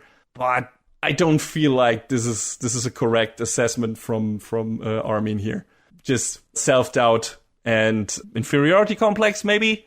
Yeah. I'm not sure. I guess that's it. He can't handle it anymore. And the scene conveys that pretty well. Like, Mikasa is trying to ask him what they should do about Eren, and he just fucking flips on her. He's like, I don't fucking know. This is too fucking much. There's so many bad things happening, and I don't know what to do about any of them. And it's understandable. I felt sorry for him in that scene. And yeah, like I said before, no one can accuse Attack on Titan of being too subtle. Yeah. We have a conversation at a campfire in episode 84 with all of the different characters. We have like some of the Malays there. We have some of our main, previous main characters there and everything. Levi is back, hooray. Mostly sleep though. But yeah. And that episode kind of lays it all out on Front Street. Like all the grief, all the hate, all the horrors done, all the history of never-ending violence, and then all the characters trying to find common ground to stop a greater evil from happening. So if that was Eren's plan, it's working. And it was kind of nice, again, to see the show address that openly. Magat being the one who portrays the one side, the Marleyan view, and Jean being on the other side of the fence. And this is the one saying, no, you killed these people. And it's like, yeah, you have to move past this at some point, otherwise this shit will never end. And they get, I guess, to that point in a way, at least in this small circle, which was nice. Jean being the MVP as usual. By this point is probably one of my favorites, if not the best character in the show. I don't know how you feel about him, John, but I think he's one of the absolute best characters. A lot of what he says is funny, but also he does some of the most relatable, understandable, and also smart stuff. Yeah. He's great. I feel like he's probably one of the most even-headed of the characters. Yeah, absolutely. Just like Armin. But I mean, it's tough to say that about any of the characters in this show because everybody has gone through it. Yes, that's true. But some deal with it better than others. Yeah. I mean, we see like a flashback scene where Jean is like just trying to flee in this fantasy of him just living an easy life, which is all he ever wanted, right? That's why he joined the Scout Army. He wanted to have an easy life in the inner walls, just as the city guard. And he just wanted to relax, have a family, and so on. Sit on his balcony in the sun. And, that's not his destiny. It's not how it works out. But he dealt with it. And, he was like, I would have loved to be able to block this shit out, just close my eyes, put my hands over my ears, and ignore everything. But I wasn't able to, because that's not who I am. That's not who I can be. It would have been easier if I could be, but I can't. My moral compass is too strong. I mean, he doesn't outright say that. But you understand. He just only says it up to that point. I would have loved to stay in that room, but these bones, whatever, wouldn't shut the fuck up. So yeah, super sympathetic character. I love Jean. I think he's fantastic. But yeah, Magath, who also came across as mostly a dick up to this point, finally says when they are about to attack, they don't want to attack initially, but they want to steal the plane, the water plane from the Jaegerists to follow Eren. That's their plan. All our crew that has assembled here, Armin, Mikasa, Hanji, Jean, Connie, who didn't feed Falco to his mom, thankfully. Armin stopped him from that by almost sacrificing himself. And then on the other side, we have Gabi, we have Falco, we have Magath, we have their Elena characters whose name I can't pronounce. And yeah, they're all there. And yeah, then Magath says what I hoped someone would say out loud in this show, since I brought it up in our review of the previous part. He says, basically, you are not to blame for what your ancestors did and shouldn't have to endure the world's hatred your whole lives either. However, it is our duty to remember this stupid blood-stained history and teach it to future generations. This hell won't end until we turn away from all the senseless killing. Forgive, not forget. That's what I said in the previous review, where I still wasn't sure because, Isayama was going a weird route with Kaya and with Gabi and was like, I wish I could just forget about this shit, or why do we have to be blamed for the past and stuff like that. And it read for a while like he was, no, we should just forget about all this. And this is what Eren wants to do. Eren just wants to eradicate the past. He says that to Historia in a scene in the final episode. He just wants to eradicate all of the past so that not everyone, only the aliens, can start over new, reset it to zero. Just exclude all the other people he doesn't give a shit about. So that's kind of his approach to the whole thing. And Magath is saying, that's not how it's supposed to work. That, my dude.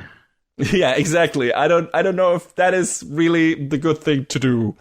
And yeah, I was glad that Magath was like here, no, we have to remember the past. We have to remember all the senseless killing so that we don't repeat it.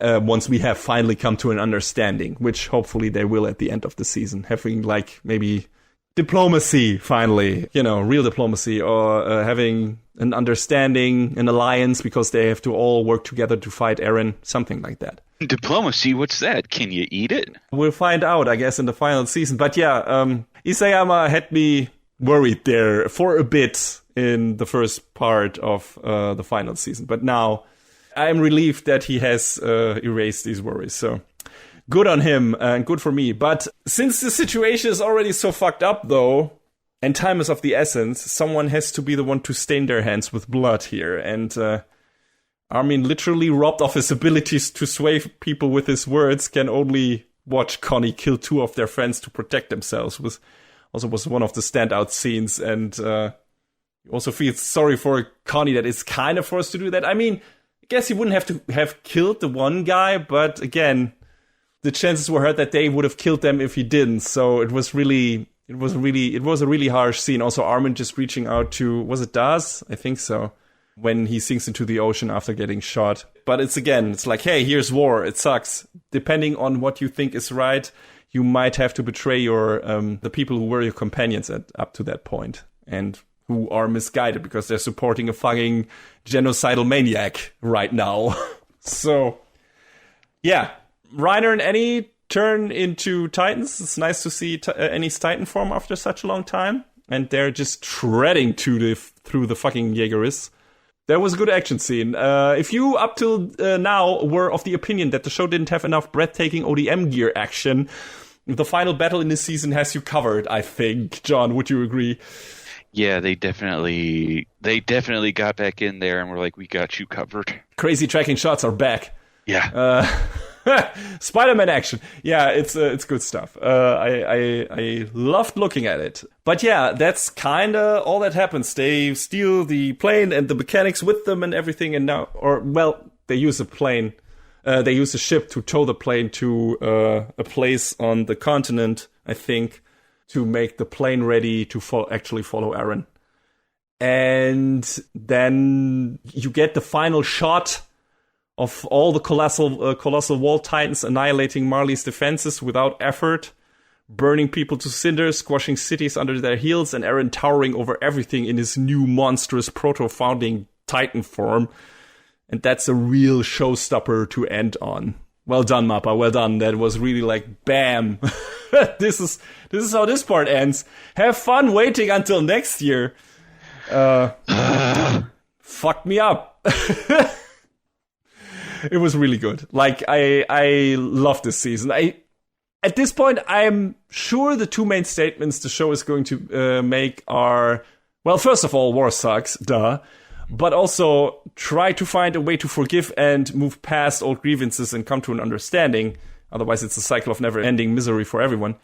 And also, I guess, fuck the older generation for making the youth fight their legacy wars to support their lust for power. Mm-hmm. Oh, and of course, my personal favorite, man, the human species sucks ass. Wow, it's almost like all of this is true to life. Yeah. Grabbed right out of the headlines. Yeah, I think that's what the show is going to settle on. We only probably have a couple more episodes to go, like you said, John, 8 to 10.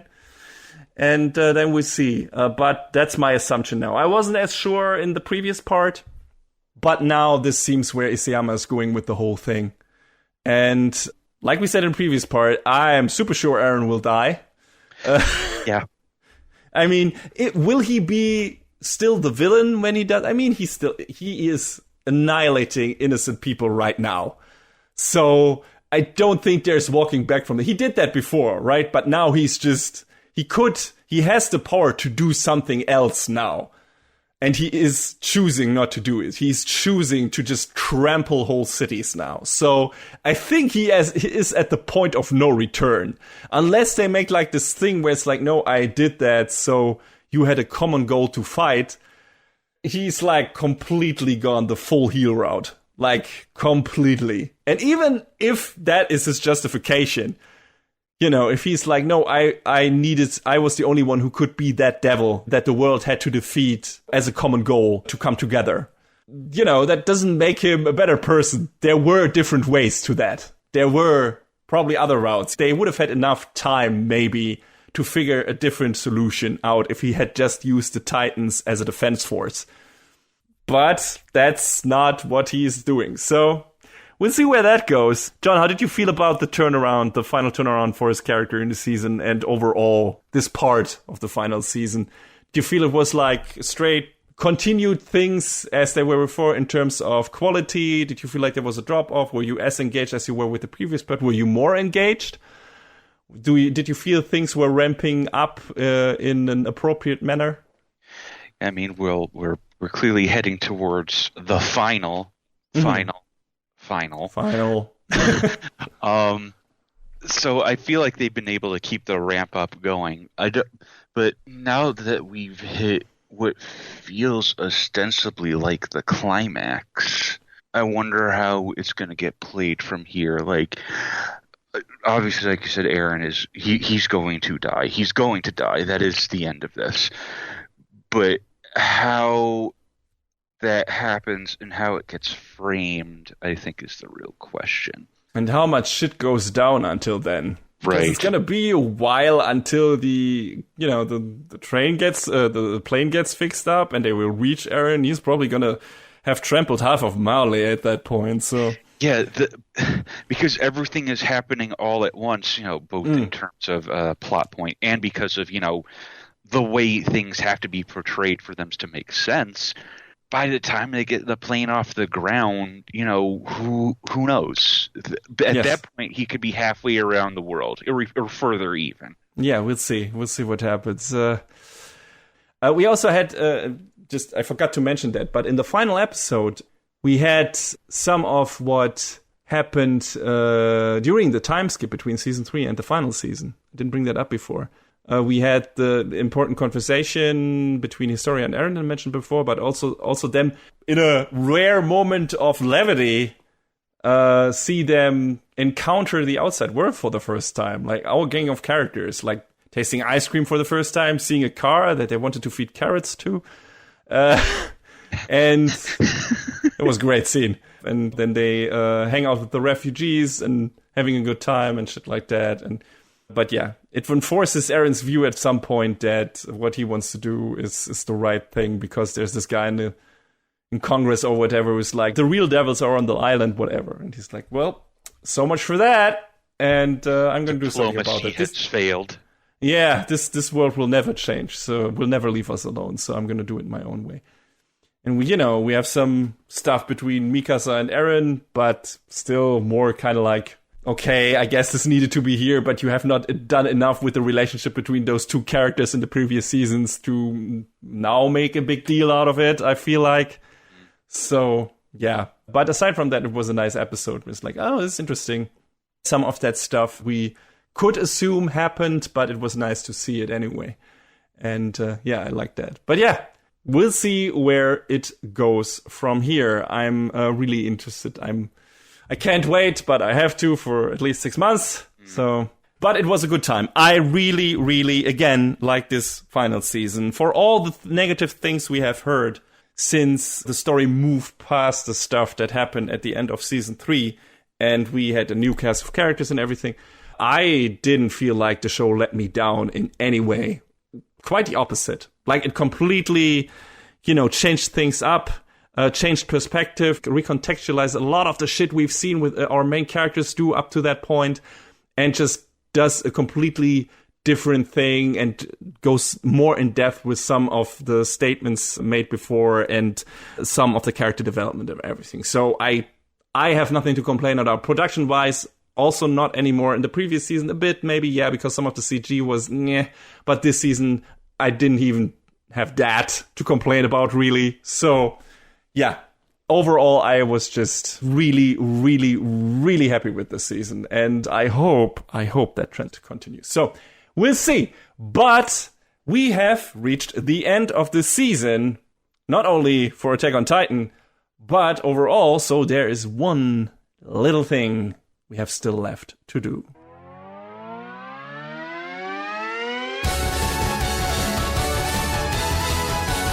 Best of the season! Alright, John.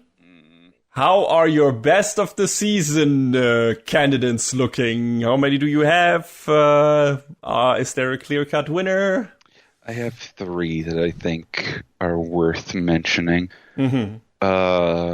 Attack on Titan, clearly, because that was really good. But, we're still not quite there. Quite there. It was really strong all throughout. And, boy, the thing I'm most mad about is that it wasn't actually the final season, lol, on its own. I mean, it can't stand on its own because there's so much of it before and after, but I guess it could stand on the podium with the others, I think. Now, where the other 2 stand, I haven't entirely figured out yet, but this is this is a show about us having our cake and eating it, too, so I'm not quite sure where to put one or the other, but I really, really enjoyed the second season of Vanitas a lot. Same. And I really, really enjoyed Princess Connect. Mm-hmm. So those are the 3.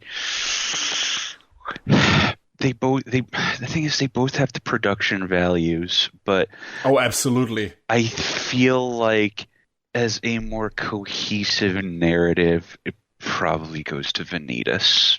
Yes. I mean, also there, we still are not at the end, but also you could say the same about Princess Connect, right? I mean, there is more to adapt for Princess Connect. There is not for Vanitas at the moment. Yeah. But yeah, it also felt like they really, I mean, there's a reason for that, why it felt so nicely paced, quick paced, because they just went through a bunch of manga material this season. But it was a lot of, they did it really well. It didn't feel rushed, and all the characters got an appropriate amount of time and everything. And yeah, the plot was really cool, and we had nice character development as well. So I agree with you that it felt like a really nice, cohesive narrative in that. I would side with Vanitas on this one. Yeah, I think that'll be my choice. Okay. Interesting. What say you?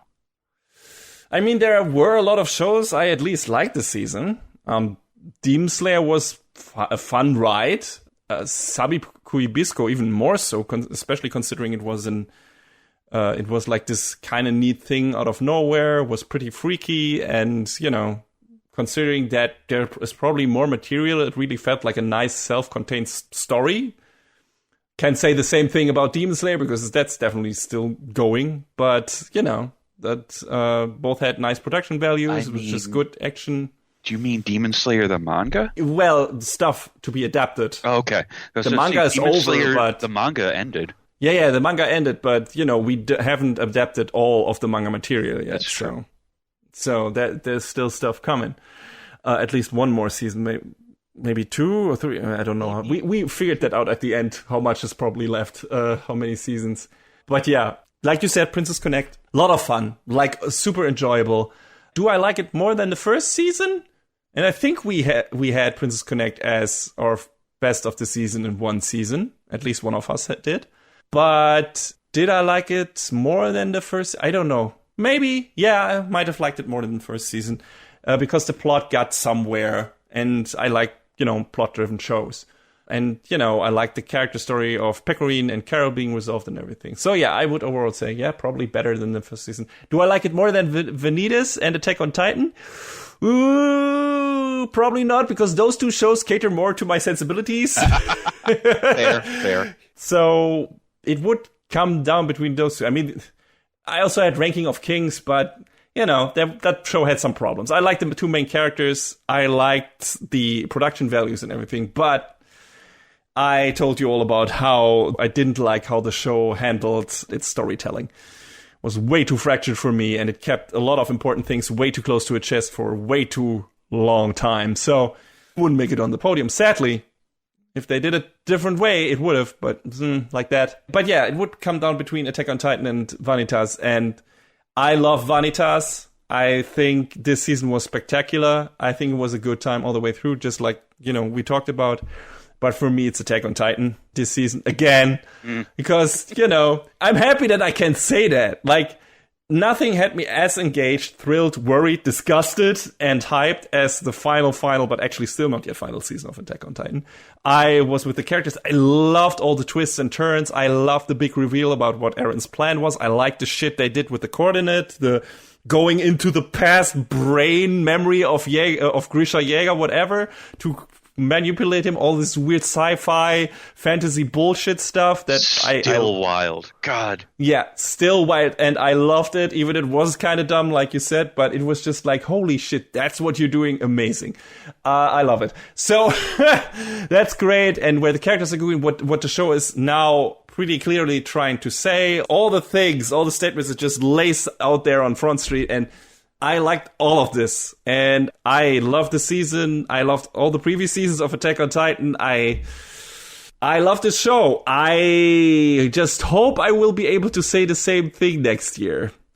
Until then, all I have left is hope and anxiety, which, looking at the state of the world these days, is just a general mood. But here we are, and that's how we will end the season. Stay safe, be good anime watching gals and guys, and talk to you all soon when we return with the sneak peek, I guess.